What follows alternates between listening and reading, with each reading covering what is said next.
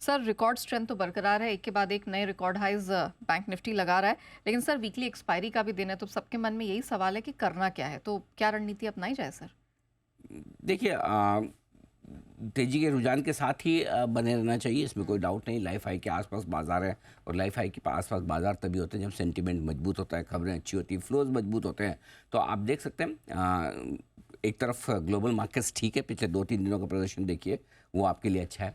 दूसरी ओर भारतीय बाजारों में जो एफआईज की बिकवाली का प्रेशर कम हुआ है, उससे बाजार उछलते हुए दिख रहे हैं। तीसरी बात जो है मजबूती की, वो ये कि थोड़े से बाजार हल्के भी हो चुके थे पिछली एक्सपायरी के बाद। एफआईज की लॉन्ग पोजीशन काफ़ी कम है। इन सारे फैक्टर्स को देखने की वजह से बाजार काफ़ी मजबूत है। इसमें सबसे ज़्यादा बड़ा फैक्टर जो पिछले 2 दिनों का, आज और कल की खरीदारी का है, उसके पीछे तो यही कारण जो आपकी स्क्रीन पर कि एफआईज ने बिकवाली का प्रेशर अपना थोड़ा सा कम किया है। दूसरा, ग्लोबल मार्केट से सहारा मिलता हुआ दिख ही रहा है। तीसरा ये कि हल्के बाजार थोड़ा ऊपर आने की कोशिश कर रहे हैं। ऑलराइट। अच्छा सर, ये तो बात हो गई बैंक निफ्टी की, बस it's a matter of time कि निफ्टी भी शायद अभी कुछ देर में ही अपना ऑल टाइम हाई छू दे सर, लेकिन कल तो छुट्टी है और फिर 2 एक्सपायरी पॉइंट से दूर रह गए हम। 773 बनाए, 775 का है। 4 पॉइंट्स या हाँ, बात करते करते किसी वक्त हो सकता है, कभी भी हो सकता है सर। तो ये भी बता दीजिए, कल तो छुट्टी है, लेकिन वीकली एक्सपायरी जब रहेगी उसके लिए क्या तैयारी करनी है सर निफ्टी में? पहली चीज़ तो है कि पहले आज बैंक निफ्टी की चूंकि वीकली एक्सपायरी, और बैंक निफ्टी उससे पहले सुबह थोड़ा सुस्त ज़्यादा था, लेकिन अब बैंक निफ्टी ने चुस्ती तोड़ी है। एक्चुअली एक बात समझिए, भले ऑटो इंडेक्स आज मजबूत है, इसमें कोई डाउट नहीं है, और ऑटो इंडेक्स सबसे बड़ा गेनर है, लेकिन अल्टीमेटली निफ्टी को हाई पर पहुंचना तो बैंक निफ्टी के सपोर्ट के बगैर पहुंचेगा नहीं। सो ये ऑफ लेट अभी अभी जो वापस आप लाइफ हाई के आसपास पहुंचे, उसका सबसे बड़ा कारण बैंक निफ्टी की रिकवरी है। और बैंक निफ्टी ने, आप देखिए, ये देखिए एकदम क्या बैंक निफ्टी में खतरनाक रिकवरी है, बिल्कुल आप देखिए कड़क 250 पॉइंट एकदम बैंक निफ्टी ऐसे भागा है कि पूछे मत। कहाँ 49,550, 600 के आसपास शांति से बैठा था। 300 पॉइंट की इनफैक्ट रिकवरी बहुत ही शार्प होती हुई दिखी है। सो बैंक निफ्टी की रिकवरी ज़्यादा आपके काम की है, और यही लाइफ टाइम हाई पर ले जाएगी। और आज वीकली एक्सपायरी के दिन बैंक निफ्टी में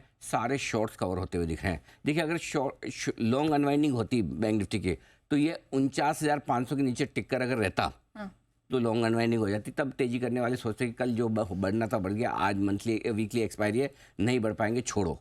लेकिन आज कितनी भी कोशिश करने के बावजूद बैंक निफ्टी 49,500 के नीचे बंद हुआ नहीं, जहां पर आपके कॉल राइटर्स फंसे हुए थे।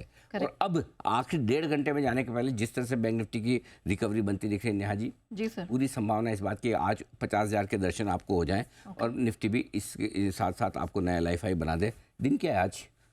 30 April. Nice day, very nice. या मंगलवार, इजी टू रिमेंबर कि अप्रैल के आखिरी दिन हमें भी हाई उस दिन बनने चाहिए जो याद रखना आसान हो। बिल्कुल। नहीं तो अभी याद रखना, अच्छा 10 अप्रैल को बना था, अब 10 अप्रैल याद रखना मुश्किल है, लेकिन 30 अप्रैल के आखिरी दिन लाइफ हाई गुड बना दीजिए। 50,000 की पूरी संभावना है, और नए हाइस की पूरी संभावना। तो खैर निफ्टी पे तो बोलना कोई बड़ी बात अब बची भी नहीं है, जब 5-7 पॉइंट दूर हो, लेकिन ये बात सही है, लेकर जाएगा। और रहा सवाल आपका दूसरा सवाल की वीकली एक्सपायरी परसों की, उससे पहले क्या किया जाए। सो आज हम अगर डे हाइस के आसपास बंद हो रहे हैं, जो होने चाहिए, तो वहाँ पर हम डिसाइड करेंगे हमारा डे हाई आज बंद कहाँ होता है। हमारा डे हाई 22,775 है, 22,800 है, 850 से कहाँ है, उसके बेसिस पे हम डिसाइड करेंगे कि कल पोजीशन लेके जानी है या नहीं लेके जानी है। वो 2:30 बजे और 3:20 की स्ट्रेटजी में होगा। अभी के लिए आपके लिए है कि तेजी की पोजीशन में बने रहिए, पकड़ के रखिए, जल्दी से बेचिए मत। शॉर्ट कवरिंग और फ्रेश खरीदारी दोनों इस बाजार में है जो थोड़ा और ऊपर ले जाने को तैयार है बाजार में, तो इसलिए जल्दी से बेचिए मत। ठीक है। सुबह हमने बैंक निफ्टी में यही बात की कि 49,900, 50,000 आज दिखता है। आप देखिए 49,903 लो बना दिया, 908, 910, 920, वंडरफुल लो। चलिए बधाइयाँ, निफ्टी का ऑल टाइम निफ्टी भी नया हाई पर निफ्टी पहुंचता हुआ दिख रहा है। आप सभी को बहुत बहुत बधाई निफ्टी की नए हाईस की, और बैंक निफ्टी ने भी 50,000 की तरफ कूच किया। तो हम 50,000 के आंकड़े की बात आज ही कर रहे थे, आज आपके सामने होता दिख रहा है, और यही बैंक निफ्टी को भी ऊपर लेकर जा रहा है। तो बहुत बहुत बधाइयाँ आप हमारे सभी दर्शकों को। हमारे पैनल में कहाँ है, सारे पैनल वाले लोगों को भी एक बार बधाई तो दे दी जाए। आगे जरा भाइयों, कहाँ मुस्कुराते हुए चेहरे किधर है? लाइफ हाई वाले तो सबको तो चलिए, तो सबको बहुत बहुत बधाई। नया लाइफ हाई आपके लिए बनता हुआ दिख रहा है। निफ्टी, बैंक निफ्टी, सेंसेक्स ने अभी बनाना बाकी है। 75,124 का पुराना लाइफ हाई 75,125 पे नया लाइफ हाई बनता हुआ दिखेगा। वागले साहब, सुमित जी और बंसल जी, आप इतिहास बनते हुए देख रहे हैं। आप तीनों को बहुत बहुत बधाई। हमारे दर्शकों के साथ लाइफ हाई बनने की, ये आपके लिए बड़ा एक्शन होता दिख रहा है। ओके तो सर अब जो सबसे महत्वपूर्ण सवाल ये उठता है कि इस तरह की जो स्ट्रेंथ है अ, ये कैसे इसको देखा जाए सर, क्योंकि हम अभी कह रहे थे इलेक्शन को लेके पूरी स्ट्रेस बनी हुई थी, फिर हमने देखा इतना इंटरनेशनल मार्केट का कोई सपोर्ट यहाँ पर मिला नहीं हमें, एफआईआईज की बिकवाली हावी रहे, तो सर ज़रा बताइए कि इस स्ट्रेंथ को देखे कैसे।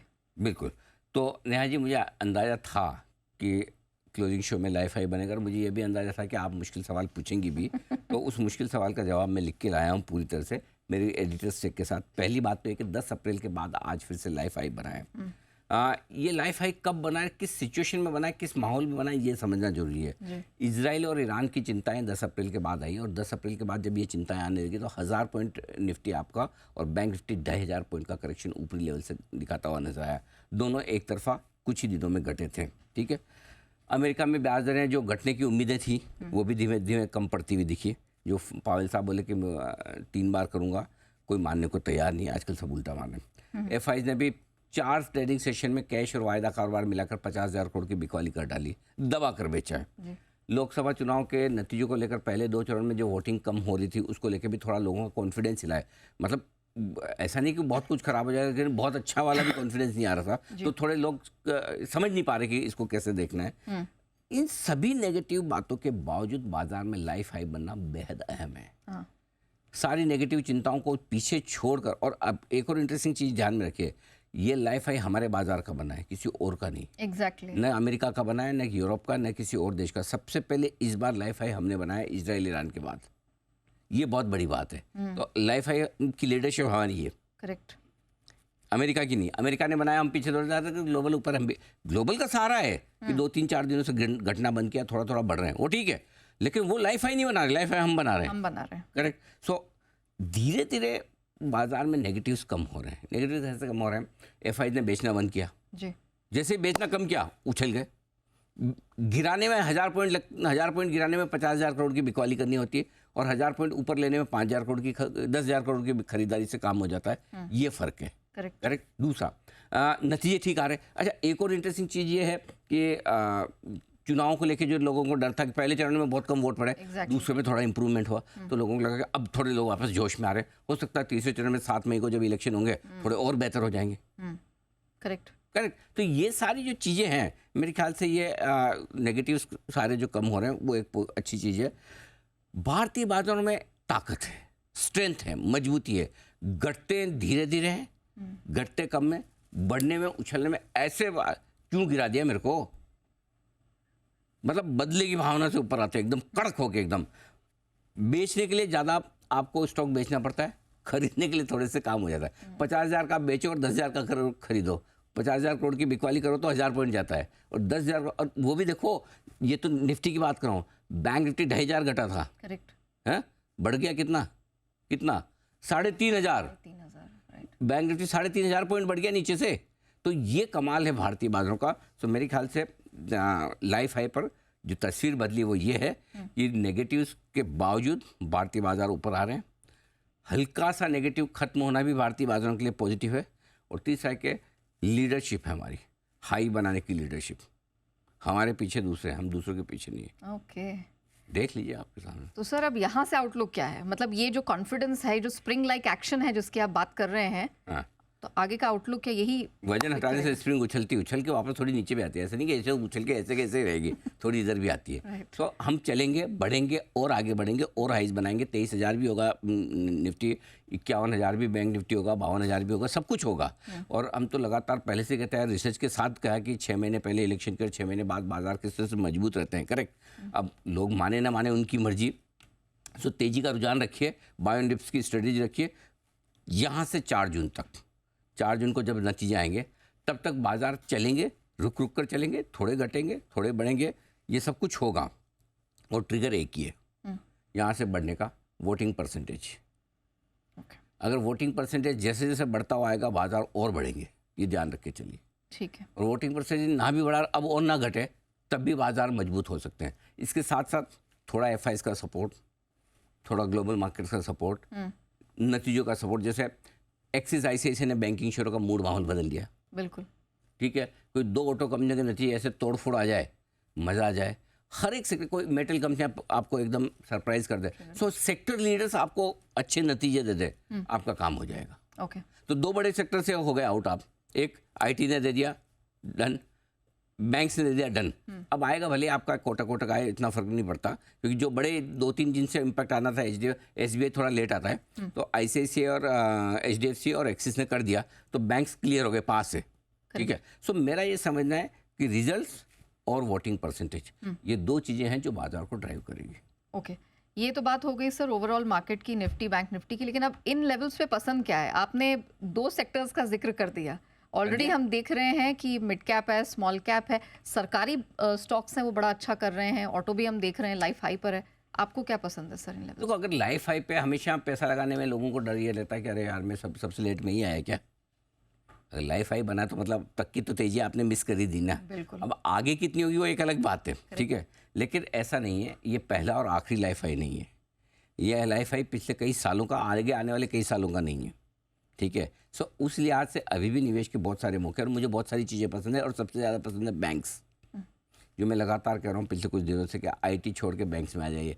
आईटी में सबसे पहले हम कहते हैं कि आईटी में घुसिए, आईटी में पैसा बनेगा, आईटी में पैसा बनेगा। पिछले साल नवरात्रि के वक्त कोई आईटी देखना नहीं चाहता था, और आईटी ने 30 से 40% तक के रिटर्न दे दिए। अब आपको बैंक्स तैयार है रिजल्ट्स के साथ रिटर्न देने के लिए, बैंक्स। दूसरा, डिफेंस शेयर अब भी बहुत मजबूत है। डिफेंस में जो स्टोरी डिफेंस की, एक्सपोर्ट्स की बन रही है, वो काफ़ी तगड़ी। सरकारी कंपनियां, power PSUs, PSU banks, railway PSUs, ये चलेंगे ही। सरकारी कंपनियों में पिक एंड चूज़ करिए, कोई भेल, BEL, HAL, BDL, REC, PFC, NTPC, coal India, जो आपको समझ में आए। सरकारी कंपनियों में अभी बहुत तेजी है। मार्केट इंफ्रास्ट्रक्चर स्टॉक्स, एक दो का ख़राब खबर से बीएससी 10-15% किसी दिन घट जाए, या एमसेक्स करके बढ़ जाए। एमसेक्स आज फिर देखिए 2% ऊपर है। बिल्कुल। कल हमने स्टॉक इन एक्शन दिया था, आप देख लीजिए, आज फिर से ऊपर है, कल भी बढ़ा। सो ये अभी भी चलेंगे। बैंक्स, एक्सचेंजेस, डिपॉजिटरीज, सोचो unlisted bank, unlisted exchange NSC bonus दे रहा है। करेक्ट। इतना पैसा कमा रहे हैं एक्सचेंजेस, सोचो। Exchanges, depositories, mutual fund, brokerages, registrar and transfer agents, ये सब तेजी में है। यहाँ पर पैसा बनेगा ही बनेगा। ये इनमें आप डटे रहिए, टिके रहिए। और एक और सेक्टर जो मैं बताना चाहता हूँ, जो अभी हाल ही में आइडिया के वक्त मैंने कहा था, 6 महीने से लेकर 2 साल तक के लिए टेलीकॉम आपके पोर्टफोलियो में हेवी वेट होना चाहिए। टेलीकॉम में मोटा पैसा बनेगा आपका, रखिए, पकड़ के रखिए। बहुत सारे लोग, जैसे 11 रुपये मिल गया, 11 के बाद 13 से 14 के बीच में आइडिया थका रहा है। भाई साहब, अगर इसको 18 जाना है तो क्या मतलब 18 घंटे में चले जाए? मतलब टारगेट का मतलब ये कि सीधा, मतलब लोगों को क्या लगता है टारगेट 13 के बाद 18 का टारगेट है, तो 13 से 18 के बीच में कहीं रुकना नहीं चाहिए। ये कोई बुलेट ट्रेन थोड़ी है जो बीच में नहीं रुकेगी। रुक के, मतलब सिंपल सी चीज़ है। 2 साल के लिए आप टेलीकॉम सेक्टर्स पे और टेलीकॉम शेयरों पर ओवरवेट हो जाइए। ट्रेडिंग के लिहाज से 2 सेक्टर में आपको देना चाहूँगा, जहाँ ट्रेडिंग का एक अच्छा मौका है, मोमेंटम ट्रेडिंग के लिए। एक में मेटल्स, या दुनिया भर में जो मेटल्स के दाम काफ़ी तेज़ी से बढ़े, उसका फ़ायदा मिलेगा। और दूसरा माइनिंग। मेटल और माइनिंग में ट्रेडिंग करते रहें। बाकी इन्वेस्टमेंट के लिहाज से मैं आपको सेक्टर बता ही चुका हूँ, मजबूत। ऑलराइट, चलिए आपके लाइफ आई पे। Thank you.